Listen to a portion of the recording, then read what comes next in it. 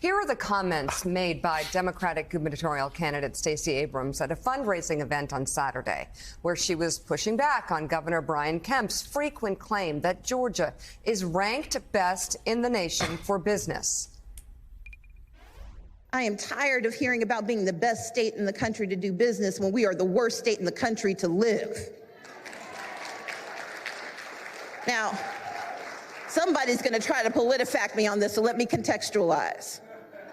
When you're number 48 for mental health, when you're number 1 for maternal mortality, when you have an incarceration rate that's on the rise and wages that are on the decline, then you're not the number 1 place to live. Okay, and then there's that "but wait, hold my beer" moment. Here is what Republican gubernatorial candidate David Perdue said in response to that. Did y'all see what Stacey said this weekend? Said that Georgia's the worst place in the country to live. Hey, she ain't from here. Let her go back where she came from. She doesn't like it here. The only thing she wants is to be president of the United States. She doesn't care about the people of Georgia. That's clear.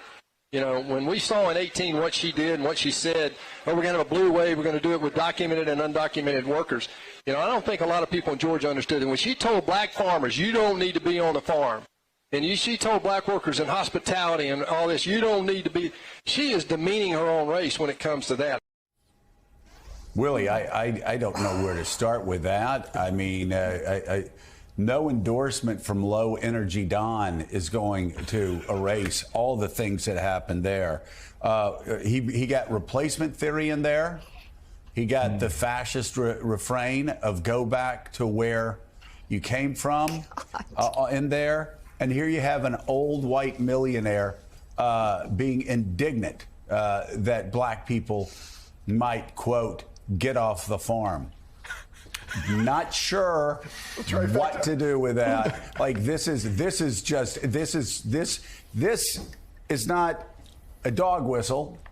This is like a foghorn blaring megaphone, and it's a foghorn through a megaphone, I guess. But again, even an endorsement from Low Energy Don is not going to erase the horrors of this.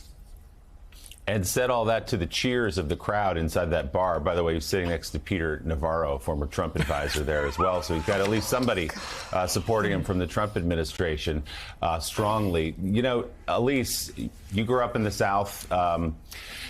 You know what politics are like in those states, but the environment now is such that you can say something like that out loud, which is just, that was a breathtaking 30 seconds or whatever it was from David Perdue, and get cheers in your state. Now, the other side of that is he's likely going to lose by 20, 25 points tonight. It's just embarrassing. He's digging himself a deeper and deeper hole and just wallowing in it when it's not looking so good for him today. You know, Donald Trump might be very confident giving his bathrobe predictions over the phone since he's, you know, too busy to fly in on his private plane. Now, that's really, if you can't even be bothered to go somewhere when you actually have a plane 1 state away, that's really an investment in a candidate. But, you know, Stacey Abrams actually is from Mississippi originally, I believe, and Mississippi would love to claim her, and she can happily go back there and please organize and do what you did in Georgia for the state of Mississippi. But you look at David Perdue, and it's, what does he want his legacy to be? His legacy is that he blew a Senate race because he went in too deep with Donald Trump, and now he did this whole embarrassing race for governor that, why? Just what was the point? And so he's just going to say these racist dog whistles, and that's what his legacy is going to be, and not, you know, a senator from Georgia. It's just really embarrassing.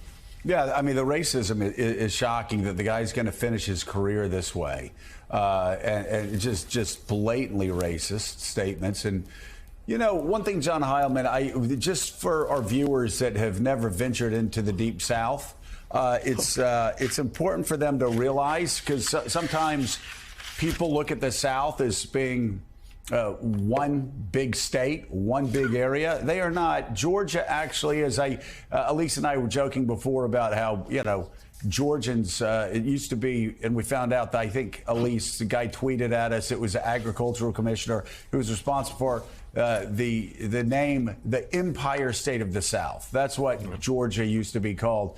I will tell you, there is a big difference between Georgia and Alabama politically, at least on the margins. What Georgia conservatism is, Georgia republicanism is, versus, say, Alabama, Mississippi, Louisiana, Arkansas, it is far different. I only say that as a footnote here, that even if David Perdue thought that his racist dog whistles were going to catch traction, he's even in the wrong southern state to even get a small group of voters going after him, because Georgia is far different than many other southern states.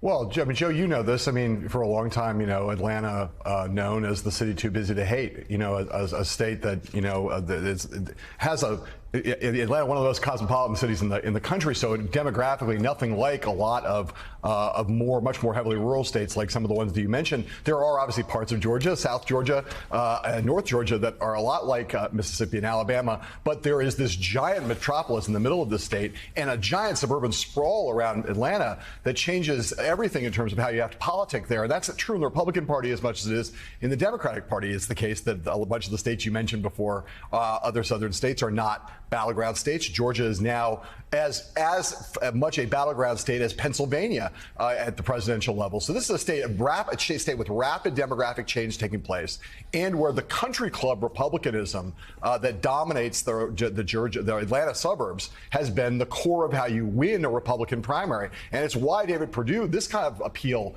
it actually hurts him more than it helps him with the kind of Republican regulars who right now are embracing Brian Kemp. And we've seen reporting this over and over again. Suburban Republicans dying to get back to a comfort level with the party, saying things like, I happily supported Donald Trump in 2016. I happily supported him in 2020. I still like President Trump just fine, but I don't care who he's for in this race. Brian Kemp is good enough for me. He's a person of our state. And you see that is part of what is driving this thing here, the ability of Republicans to distinguish between what they say about Donald Trump and how they decide to vote in a contested Republican primary. And I think that's one of the things that's going to be a real sign of how that is one of the lessons of this primary season, is Republicans increasingly being able to make those distinctions in their minds. We'll see that on display in Georgia today.